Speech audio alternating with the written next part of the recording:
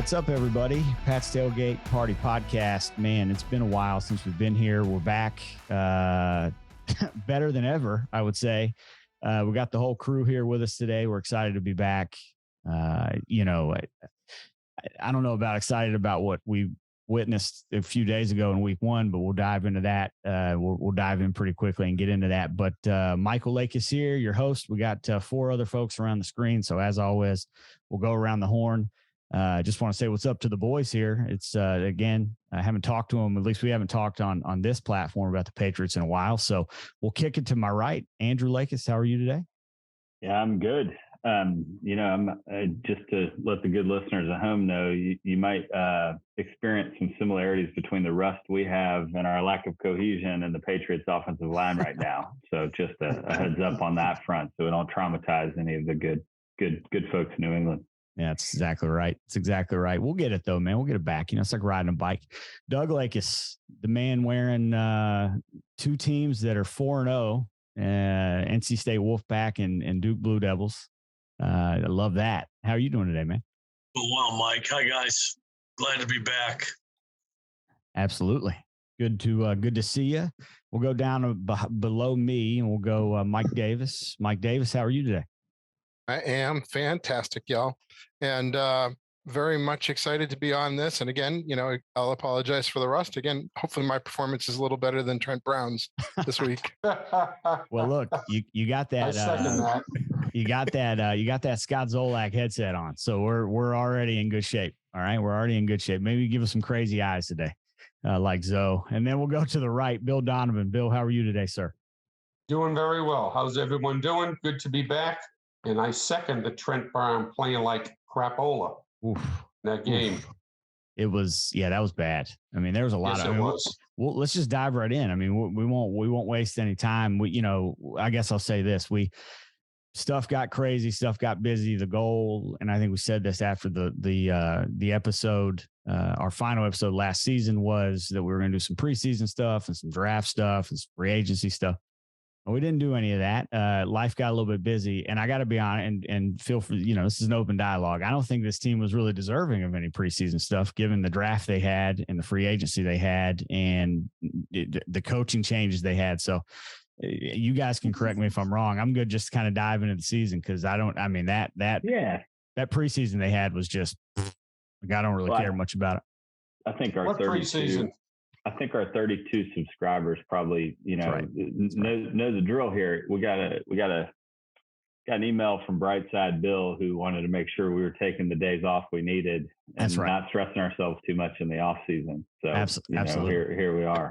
What is this, by the way? I want to start there. Who is this Bill Belichick that we're seeing right now? I don't even know. I don't know who this guy is. I mean, to me, he's he's like apathetic about the performance. Oh, the game was close. Oh, take the time off you need. I feel like the game's passing him, and that could be just a hot take. But I mean, who is this guy? Anybody want to comment? Why is he softened? That's my question. It's not the Bill Belichick of old. Even when he's in front of the media, very soft answers. He's polite. It just, I don't know. I don't know. So I'll take the first take of the season, episode 2 or season 2, episode 1. I think that over the last couple of years, he's been super frustrated that he didn't have the time to teach. He didn't have the time to implement the things he wanted to. And so he's just kind of said, hey, if we can't put things in the way we used to, we got to find a new way. And I think he's still trying to find balance. And I think maybe that pendulum swung way too much in the other direction this year. The team that was always hyper prepared and always drilling at, with constant preparation has no longer been allowed to do that kind of coaching. So I think he's trying to figure out where the new balance is, but I do think that pendulum swung way too far in the other direction. Absolutely. I mean, well, it also doesn't help. And Dad, you probably can touch on this. It also doesn't help when you change your entire offensive scheme, at least when it comes to run. Well, one, in general, because they got rid of their fullback. And so they weren't going to use a fullback this year. And two, they go from a power run scheme and they now are trying to run a Shanahan zone offense. And if you're going to do that, I mean, you better have it buttoned up, right? You better have it ready. And from what I've seen, I haven't seen that. I mean, how hard is that to do? from a guy that's coached offensive line for a long time, how hard is that to change in the middle of the preseason, or I guess in the preseason, to change your entire scheme? It's difficult to do, especially seeing that I don't think they have all the pieces to put in that scheme that they want to put in up front. You got a left tackle who's probably pushing 375 pounds, and that's probably being nice. And when you're running this outside zone scheme, you need guys who are quick, who can move their feet, who can get where they need to go. And I don't know that it was done in the preseason. I mean, you put something in the preseason and then minicamp in the spring and this and that. And to Mike's point, they didn't have that kind of time that they usually have. They also took a lot of time off during camp. It's hard. It's hard to put in a new system. And I think that their old system, the inside power game, was a good system for them. I'm not real sure why they did what they did. It's only game one. Maybe it gets better. But my experience is once the season starts, it's hard to really improve in a lot of areas. Yeah, no, absolutely. I mean, yeah, I don't know. I mean, I saw a guy. I mean, we'll go into the game this weekend that we saw. Dolphins win 20-7.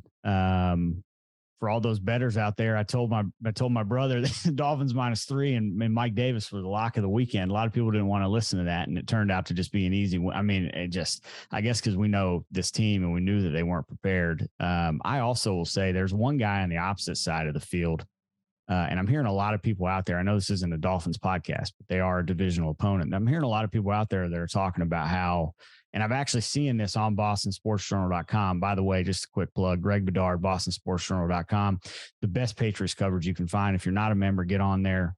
It is by far the smartest and sharpest Patriots coverage you can find. So I've seen a lot of people in the comments on there, because this is a fans podcast. I see a lot of people in the comments talking about, I'm not impressed with the Dolphins. The Dolphins don't impress me very much. Tua doesn't impress me very much. Well, just a couple thoughts before we dive into the game with this group. First of all, Tua doesn't have to impress you very much, but one thing Tua does consistently is beat the Patriots, because he's 4-0 now against them. So that's the first thing. Second thing, this is a new team with a new coach with a ton of new talent, and it takes a while for that to gel. And I just have a feeling, I've thought since the beginning of the year that the Dolphins are going to win this division and beat the Bills. I still think that. I think that that's how bad the Patriots were. Was you had a team that wasn't gelling together that still, in my opinion, beat the Patriots pretty bad. And I'm a big Mike McDaniel fan. I think he's one of those football nerds. I don't even know if he ever played the game, but he's one of those new age kind of analytics thinkers that likes to space the field and get people out into space. And he actually has run the Shanahan offense properly for many years, almost winning a Super Bowl in San Francisco. So just a couple things to think about when people are saying the Dolphins don't impress them very much, or Tua doesn't impress them very much. I would just put a little bit of pause there with what they've been able to do in the last couple of years. Andrew, I feel like you got something there. So you look like or about the game. I just want to pass to you to maybe hit on it. Yeah, you had me until you started talking about the Dolphins beating the Bills for the division. Then I just thought back to the limited amount of last Thursday's game I watched. I turned it off because I was I'm going to see enough of that in 8 quarters this year. I don't know that I need to see any more. This goes back to the first question, but I'll bring it together. I mean, I joked about Brightside Bill, and I think this week Tom Curran's written about it, Greg Bedard's written about it at length. Like, it's pretty clear that there's been a shift in Belichick's kind of approach, and it makes sense to me. I mean, for 2 reasons. Like, one, you get older in life, and things just change. You get more perspective, and I'll hold that against him. I actually think. I don't know that he could have coached the way he coached in his 50s, well into his 70s. But 2, I think the game has changed. I think if you look at a McVay, you look at a McDaniel, you look at a Kyle Shanahan, of course they're smart. They've run good systems. They've got expectations. They run a business like anyone else would, but they're also, responsive to this player. And I actually think Belichick could make this work. I think the bigger challenge and the thing I'm worried about is that I think it's been really easy as a fan to get distracted by the noise lately. Okay, the O-line shifting, they're doing outside zone, this, that, and another. Oh my God, the draft picks, Cole Strange, Tyquan Thornton. And I actually think the thing that was most worrisome, and I watched it I don't know about y'all, this is a fan experience podcast. That was the least, I didn't even get to watch all of the games because I had to work, but the parts I did watch was like the least fun Patriots game I've watched. And that includes the Cam Newton era. I'm sorry. At least in those games, we were close and then just couldn't ever finish it in the fourth quarter. It just felt terrible. But the stuff that Greg did in his film analysis, Greg Bernard did this week on BSJ around the lack of creativity in play calling. And the fact that it just from watching the film, he can't even figure out what they're doing. And it doesn't look like Mac has the ability to adjust. That right there is ooh, I don't know where this goes from here, but it may bear a lot of control. Go ahead, Mike. So Andrew, we've got a coach here with more years coaching than most of us have been alive, right on the line. Coach, don't you help out your quarterback by giving him some cues, like when you put a guy in motion so he can see whether it's zone or man? Aren't there cues that even at the high school level you use to help your quarterback out to read pre-snap on what's going to happen? And if you're not using motion, if you're not doing some of those fundamental basic things, don't you sort of put an arm tied behind the back of the quarterback? Well, I think to Andrew's point, and Bedard talked about it this week too, was the lack of creativity to me was so apparent as the game, early in the game and as the game wore on. And the Dolphins schemed to get the ball to the new guys they had, right? And I didn't see any of that with the Patriots. And to your point, Mike, they were very vanilla. They played, I think they only played 2 offensive sets the entire game. And I don't think, and again, that's a change. And as Andrew said before, my biggest concern, and Andrew and I have talked about it all spring and into the summer, was the coaching changes. Not necessarily the guys they have on their team, draft picks, this and that. I'm concerned about the coaching changes. And you got a guy who was who coached defense the whole time, calling the offense. You got Joe Judge, who, his history as a head coach wasn't great. He's coming back in coaching a quarterback. I thought Mac Jones was I don't want to say seeing ghosts, but maybe seeing ghosts. He was so, his feet never stopped. I didn't feel like, I thought he was spending a lot of time trying to get the Patriots into the right formations, into the right play call, into this and into that. He just didn't seem comfortable at all. Coach, he has the wristband with all the different plays on it, right? Yeah. The plays they called would have fit on a wristlet, right? Like a little diamond wristband. Little it's bracelet, 1, 2, 3, or 4, right? Ring. 1, 2, 3, or 4, right? That's pretty much all they did was call 3 or 4 different plays. And again, Bedard talked a lot about it. Years past with McDaniels, they always looked for the matchups. They always looked for where they could attack certain places on the defense. And they didn't do any of that Sunday. There were different opportunities for them to make plays with matchup situations, but they never took advantage. They didn't scheme for it. McDaniels, O'Brien, Charlie Weiss. For the last 20 years, they've been going with matchups. So hold on a second. So a couple things, back up a little bit. Andrew, not only was it not creative and boring, I haven't had, I don't know, maybe it's me, maybe work's busy and, family stuff. I haven't had that much apathy watching a game in 25 years. Literally, I wasn't even mad when the Dolphins were making plays. I'm like, I don't know, maybe because I was winning money. I don't know, but I'm sitting here watching the game and I'm like, oh God, look at that. Oh, there's Melvin Ingram off the touchdown. Can't protect him. There's Trent Brown again. Look, Mac just got high load after he tried to, adjust the offensive line for 2 minutes, to your point, Dad. And I just had a sense of empathy or apathy that I haven't felt in a long time. The other thing is, you guys are talking about creating matchups. I mean, in my opinion, and we've talked, this has been a theme on the show for a year now.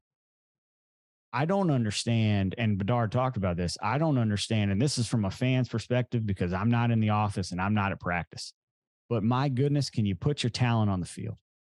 If I got to watch Kendrick Bourne not play until the fourth quarter, who's the most talented receiver, in my opinion, they have, and then I got to watch who was Bedard talking about in the podcast? There was another player. Was it Strange? No, I don't think it was Cole Strange. It was another guy they have. I can't remember who it is. Maybe it was on the defensive side of the ball. That's super talented that you would think it was Judon. They had Tavai in, I think, instead of Judon on the field. And I'm thinking, dude, you paid Judon. Look at the amount of money you're paying this guy. He's got to be on the field. Like, I don't understand how they can't get their talent on the field. And I don't know. Again, fan podcast. I don't understand it, but it's super frustrating. That was one of the questions I had as I wanted to ask Coach. He has a lot more experience than I have. But how difficult is it if you've been an offensive or special teams coach your entire career, and then to switch to offense in the pros? It's got to be difficult. Your defensive coach, it switched into offense. Yeah, I would think so. I mean, again, I know defense just from coaching offense from a game planning standpoint and watching film in that. But to go coach it is not something I would feel comfortable doing. And I think at the pro level, I mean, obviously at the NFL level, it's so complicated. And I mean, it takes a lot of time. And now you're working with a second-year quarterback who you want to keep the progression going and make sure that he's getting better every year. I don't know. It just looks like he's backed up. Mac Jones is taking a step backwards, and I don't know who to attribute that to. Yeah, that's what it looks like to me. So my big question was, why does Belichick bring in defensive coaches to coach the offense in the pros? Is it monetary? Is it friendship based? I mean, I don't know. It doesn't make sense to me. But I'm just a fan. So, but I wanted to get it out there and ask it. Anybody? I don't. Yeah, I mean, I personally think this is a take that is not one shared by many of the commenters on BSJ, and I'm not standing up for Patricia or Judge. I'm not a huge fan of either. I think my stance is I think this might be a little bit overstated right now. Like, if you can coach, you can coach. If you've coached defense in the NFL, you know what to look for in the offense. I actually think there's something deeper going on here. I think the lack of who's in charge of what. I think that Patricia having to coach the offensive line and call the plays is like that. I don't think it's the coaching thing. I think these guys are smart. Belichick wouldn't have around if they're not smart. Honestly, that's the staple. I think the lack of organizational structure right now and who's calling what and does everybody have the right amount on their plate? Is it cohesive, right? Like when I watch that offense, that's what I noticed is like, oh, right now it's not cohesive. Like it hasn't gelled and, maybe it'll get there. Who knows? Mm. But Bill, I share your concern. My biggest fear, this season might be a lost cause, to be honest with you. I hope it is. I watched, on week one, I'm like, I don't know.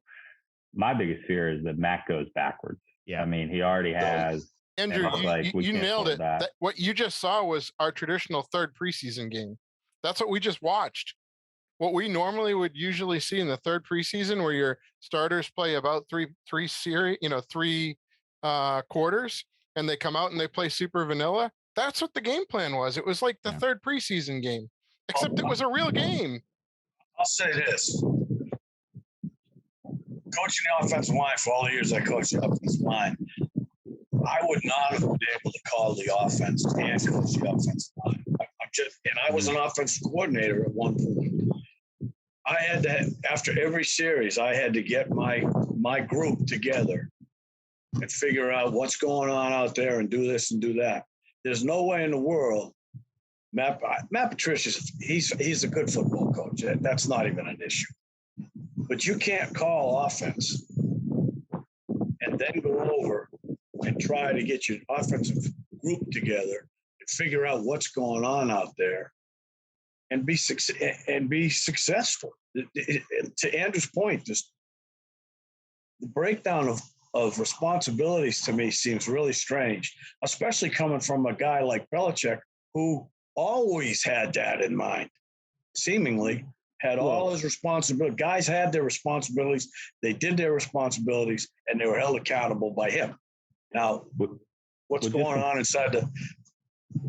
Just to put a finer point on that, though, Dad, because I think you hit the nail on the head, is I think the most alarming thing from like an organizational management standpoint is the very same lack of clarity that has dogged the defense the last couple of years, because there was no defensive coordinator when Flores left. Instead of addressing that on defense, they said, well, let's double down. Let's do it on offense too. Yeah, let's make sure the whole thing's bad. Yeah. And then you start to just look at this and you're like, okay, this is where the Belichick's just getting older and loosening and having these strategies doesn't make sense, because what good leadership would suggest is that if you're going to be less hands-on and you want to take a more like, emergent approach, right, then you've got to actually resource the levels of coaching you need so that Belichick can be at the top and be looking at the CEO level, like getting more into the weeds, yet trying to be more lax, like really doesn't work. I mean, it just is a textbook case of like their structure right now is not setting them up for success. And all you have to do is look at the Giants, right? Brian Daboll is a very experienced play caller, but he's taking his position over there as the chief executive or head coach real seriously. So he's not calling plays, right?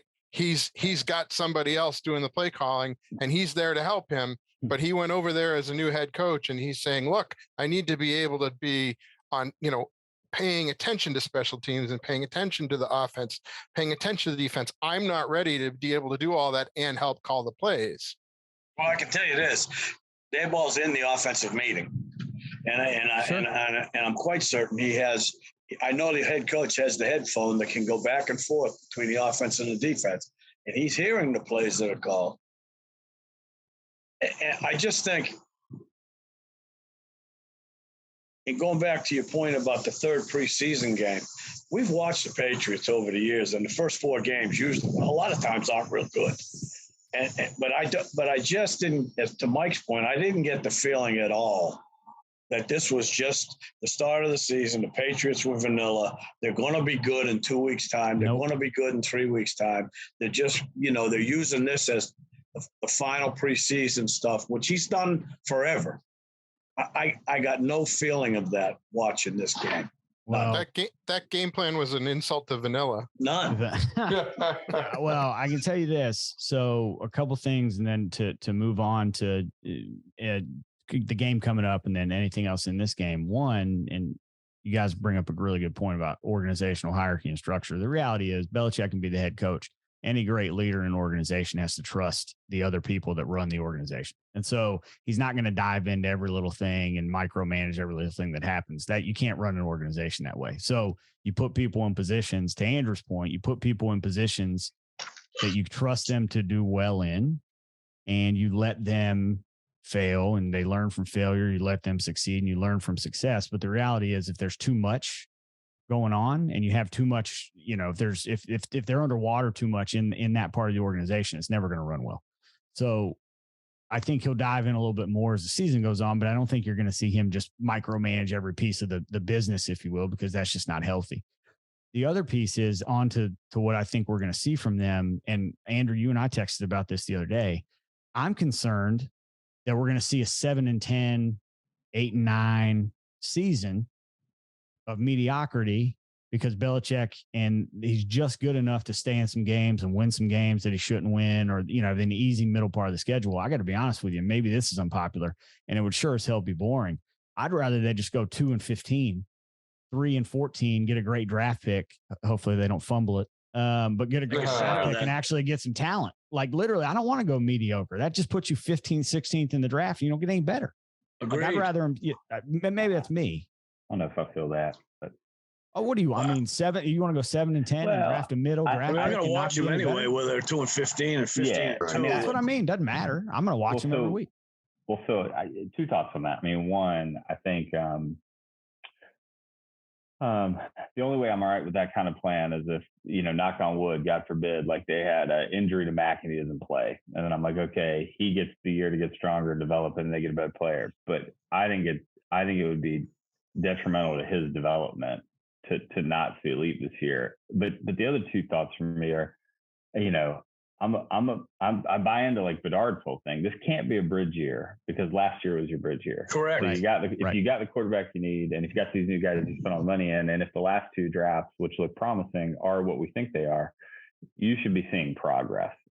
And so ideally that progress would be a better record and a playoff win, but at the very least you should be competitive. Like we can't have a dumpster fire every year and then feel any kind of, okay, well next year will be better. Like I just don't buy that. And in the NFL, one high round draft pick doesn't fundamentally change your roster makeup. It just doesn't, unless it's the quarterback.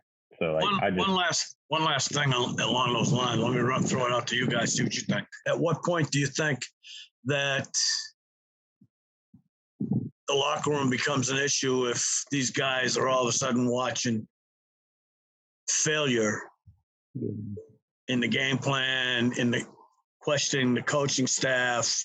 These guys aren't, this isn't their first rodeo, these players. Well, that's when you go 2-15, when that starts to happen, right? And they know, and a lot of them are used to success there in this situation, and they're watching from afar, and they're thinking, whoa, what's going on here? Well, it depends on who too, because some of the guys haven't had the success in this organization, are still making a ton of money. So pro guys, like a Jonnu Smith, he's making a ton of money. I think he's going to play. He's making money. He's going to play no matter what, right? He looks better this week too. He did. Throw the ball once in a while. Yeah, give him the ball more. It doesn't have to be on a screen every time. Right. So, but to your point, right, the guys who are trying to pass on the Patriot way, right, the Matthew Slaters, the number 32, McCourty, right, those are the guys who are going to be like, I am not sticking around for this crap anymore. Yeah. The center, do you think he's going to want to put up with that nonsense? They have plenty of other places they can go. That's I don't know that it'll happen, but I've seen it happen on a lesser scale, but Bedard talked about it. I've worried about it since training camp, because a lot of these older guys who have been around for championship years, and now to your point, Mike, going to say, you know what, I can retire or I can go elsewhere. This is crazy. James White just signed with NFL Radio. Jason McCourty just signed a big deal, right? Look at all the guys who are former Patriots or on ESPN. Those guys are going to turn around and go, why am I getting my head kicked in for this? This isn't worth it. I can go make plenty of money and go get behind a mic and do what the knuckleheads who are on this screen are doing right now and get paid a lot more money. Plenty of money there. Well, not to get existential on us, but one thing that's occurring to me that I haven't read anywhere, so maybe this is an original thought, if there is such thing.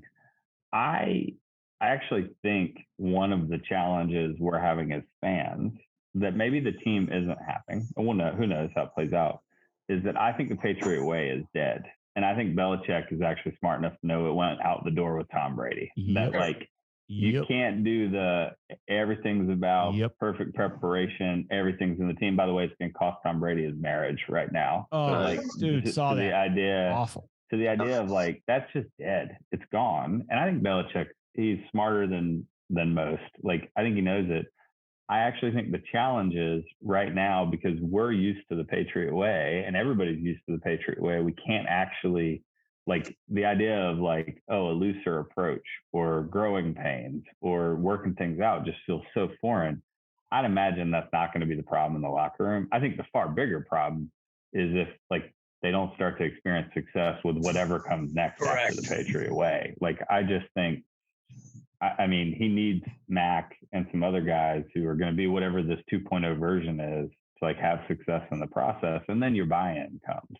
But I think this is what's so hard about being a Patriots fan right now is that we just can't get rid of the old model and appreciate that times change, people change. And Belichick actually probably realizes the minute Tom Brady walked out the door, that whole model fell apart. I think too, it did walk out the door. Brady was a huge part. He was, two halves to the Patriot way. It was Belichick and it was Brady and whoever else was involved. I also think they're going to have to learn how to win again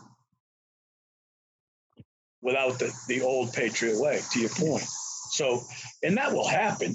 It's just a matter of when and what happens along the way. I think they're going to get better this season. That's just my take. You've been optimistic all week. Yeah, well, all season. You've been the optimistic. I think they weren't good on Sunday for sure. But had they done 2 or 3 things differently and taken what the Dolphins gave them, they all of a sudden sneak a win out in game 1. They didn't do anything to win the game. I can't. But I got it. I can't agree with you. If David Crockett would have done a few things differently, they might have not lost the Alamo too. No, he might have lived a little bit longer. I can't agree. I don't know. Dad, I can't. Maybe it's me. Maybe you and I have flipped bodies in the last or minds. No, man. That Dolphins team was going to win that game, in my opinion. I can't sit here and listen to Belichick say it was a closer game than the score and blah, blah. Wait, Mike, to defend Coach for 1 second. When you look back at the film, how many times did that Miami defense try to give that game back to the Patriots? And Tua tried to give that game back to the Patriots. What I will defend Coach is, look, Miami tried to give you this game 3 or 4 times. If you took it a couple of those times, that score is really different. I think that's a troublesome thing. They tried to give you the game 1,000,000 times, and there was no. Thank you. You take it. Well, so last thing here, and then I have a question. Then I want to move on to this week. So, yes, okay, I will concede that. Here's the reality, though: good teams, winning teams, take it. Yep. And they do something with it. Like that, I guess that's my point is the Bills, the Rams, the Chiefs, all these other teams, when the Dolphins do that, guess what happens? They end up winning. They win the game. Dolphins going to lose. That's the difference between those teams and this. Right? I know that. Where we're at. I know that. All right. So last question for this group, and then I want to talk about the Steelers game. And it's kind of it's not meant to be cryptic, but it's a question. We still in on Mac? We're still there. We're all still positive. Yes. Yeah. I'm in on Mac. All right. I'm hearing fans. One game into the second season. I know. I agree. I agree with you. I'm just hearing stuff about, go get Jimmy G or all this other stuff. And I hope his insurance policy's paid up. That's all I'm going to tell you. Yep.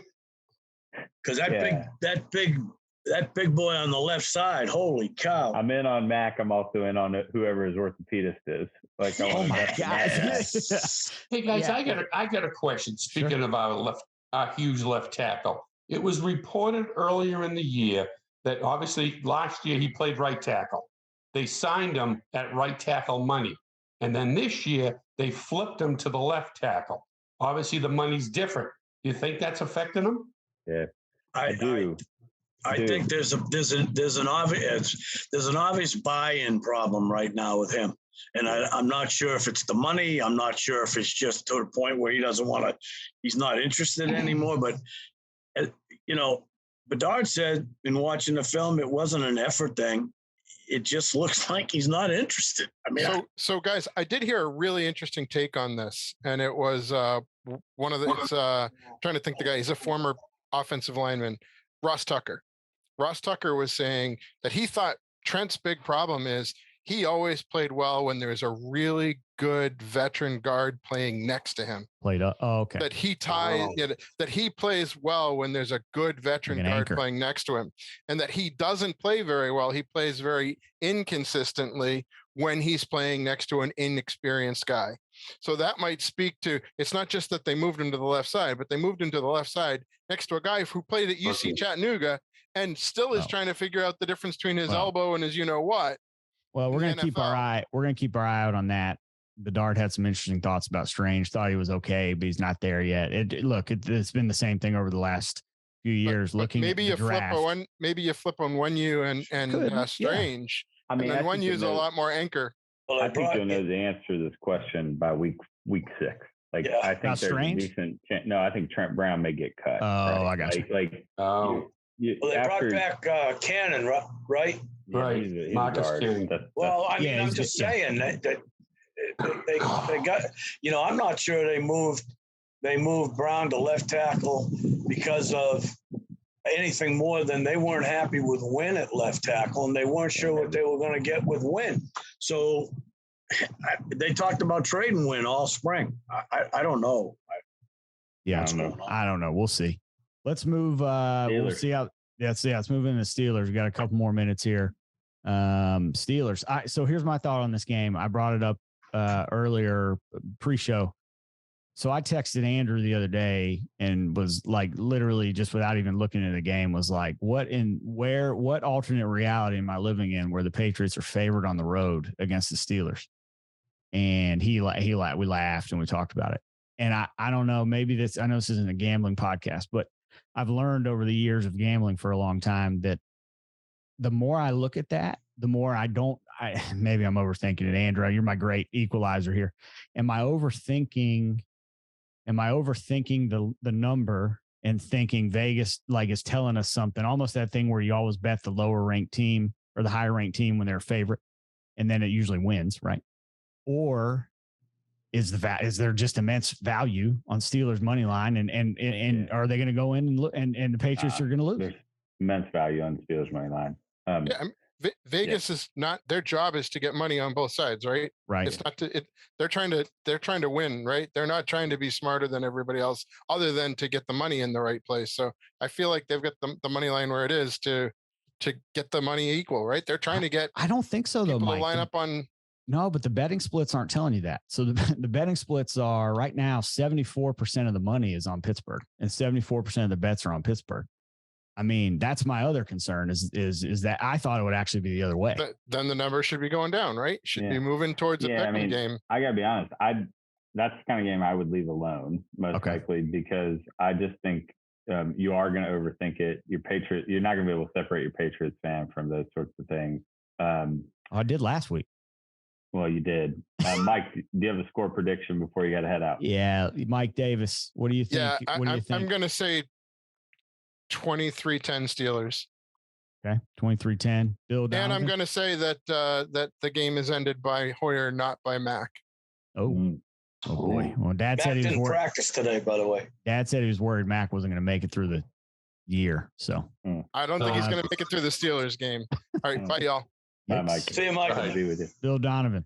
Okay, so I say Pittsburgh 13, Pats 7. Oh man, I think I'm following. I think I'm going where you're headed to, Mike. Bill.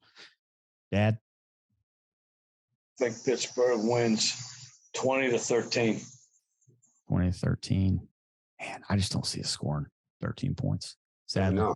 Neither. That's not against sad. that defense. No, which is Pittsburgh's sad. still got a good defense. Oh yeah, I mean they're Watt's out. Watt's out, but they still got two other good defensive linemen and good linebackers. By the way, Brian Flores knows them. Yep, it's a good call. Like a book. By the way, is it? That was the worst coach we let go. Flores. Flores was awesome. Was it me? Is it me, or do we always seem to get lucky in some of these games? Like last year, I feel like, didn't we play a game where Derrick Henry was out? And there's another game where I just feel like we run into these injuries. We do. Henry was out. We gave up 275 yards rushing. Because let me tell you something right now, if TJ Watt was playing, I wouldn't even play Mac. I just put Bailey Zappi in and say, go for it, Bailey. Go have fun. Yeah, have fun. Throw it around. Andrew, go ahead. Yeah. Oh man, I don't know why I'm going to do this. I know where you're. Yeah, do it. I am. Well, partially just because to give a contrarian view, but I actually think. I mean, this is why I'd stay away from the game, because I know who you're talking about. On one hand, I'm worried about Flores knowing where to exploit the offense, but I actually think that might be mitigated by the fact our offense is terrible. So I'm not sure. Exploiting it's going to matter. I think it's going to be an ugly game. I think our defense is better than we realize. TJ Watt being out, I think matters. I'm not a big Mitchell Trubisky fan. Oh, that's where yep. I'm not even sure that it matters where this game is, New England or Pittsburgh. I think I'm going to call a Patriots win 17-14. It's going to be like the early 90s. Oh, man. So, man, I don't know. I don't know what side to pick on this game. Dad, you said it earlier. I think it goes under. I think if I'm going to bet this thing, that's what I'm going to bet. And I think that The only thing that worries me about Trubisky, he's terrible. All right. Mr. Trubisky's awful. I knew that when he was at Carolina. He's terrible. But the only thing that worries me about him, and the Patriots played the Bears while he was there, and they won those games. If I'm not mistaken, last time they played him against Chicago, it was a close game. Like it wasn't a blowout, and he can run. And that's my problem. He threw Trubisky. A pass at the end of the game that they stopped the guy short on the 1 yard line. That's on exactly a Hail right. Mary to win the game. Yeah. and the Patriots also have a bad habit of losing to bad quarterbacks, even when Brady was here. So, and he can move, and they don't run. I mean, they're faster and younger, so they can move side to side better than in the past. So, look, I'm just going to go with my initial gut and say Steelers win, but I'm going to go with a Bill score, and I'm going to go I think there's a lot of field goals. I'm going to go, let's see, 16. I'll go 16 to 7 is what I think it'll be. I think Steelers win, and they kick a bunch of field goals, and we bend, don't break. Well, I got to add a little caveat to mine. I think I'm the only one saying the Patriots are going to win. I don't love the pick. I do think we'll win 17-14. But the other prediction I have is that we'll be sitting back here next week, and nobody's going to feel a whole lot better about 1-1 and beating the Steelers. So I just want to offer that caveat with my prediction. This isn't like a get right game. This is somebody had to win it game, and we're going to have the same questions next week that we had today. There you go. Is this going to be get back? Hey, is this Andrew? Is this going to be the Mike and Andrew in downtown Durham watching Matt Castle beat the Jets in week 2 of 2008? That kind of game. Yeah, and you're like, I'm not sure anything good's coming from this, but at least we won the game. Felt good to win. Yeah, there you go. Oh, awesome. Yeah, 17-14 Patriots. All right. So we got 4 Steelers picks, 1 Pats pick. Andrew's the brave one going out on a limb. I hope you're right. If they're going to turn anything around, they need to get some feel good in the locker room, and any win will do that. So, all right, guys, any last minute thoughts before we get out of here? No? I just saw on my phone, Mac didn't practice today, just as a heads up, but it's due to illness. He's probably sick to his stomach watching film. Matt, listen, if Mac has bad back spasms, this is probably going to be a horrible take, but I'm okay with in this game if Hoyer's out there. It's not the end of the world. It's like if I trust Hoyer to run the offense. I mean, I don't think much is going to change based on where they are right now. So we'll see. Anyway, hey, man, it was fun to be back. I'm glad to be back. We hope you guys enjoyed it, and we'll see how it goes this weekend, and we'll see you next week.